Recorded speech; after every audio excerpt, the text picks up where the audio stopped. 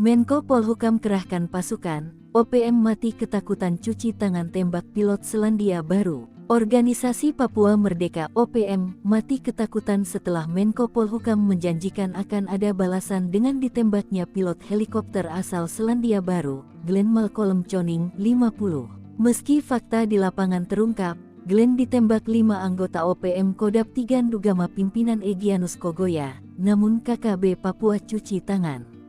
OPM malah memfitnah penembakan itu rekayasa militer Indonesia. Dilansir Kompas.com, Menteri Koordinator Bidang Politik, Hukum, dan Keamanan Menko Polhukam Hadi Cahyanto memastikan, aparat keamanan akan bertindak sesuai prosedur setelah kasus pembunuhan pilot helikopter asal Selandia Baru, Glenn Malcolm Choning, 50 oleh Tentara Pembebasan Nasional Papua Barat Organisasi Papua Merdeka TPNPB-OPM atau kelompok kriminal bersenjata KKB. Pemerintah melalui aparat keamanan akan melakukan berbagai tindakan yang dibutuhkan sesuai dengan prosedur dan hukum berlaku, kata Hadi melalui pesan tertulis kepada awak media, Selasa tanggal 6 Agustus tahun 2024 petang.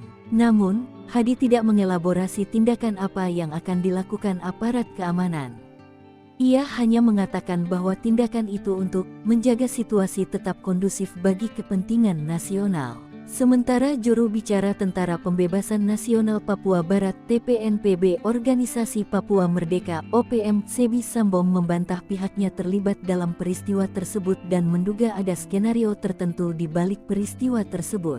Kami curiga pembunuhan pilot helikopter asal Selandia Baru sudah diskenariokan oleh militer dan polisi Indonesia sendiri, kata Sebi dalam keterangan pers, Rabu tanggal 7 Agustus tahun 2024.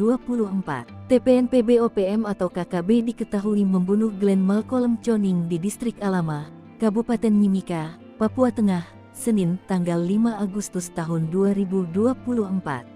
Korban yang merupakan pilot helikopter milik PT Intan Angkasa Service dibunuh ketika mengangkut 4 orang penumpang dan mendarat di Distrik Alama, Mimika.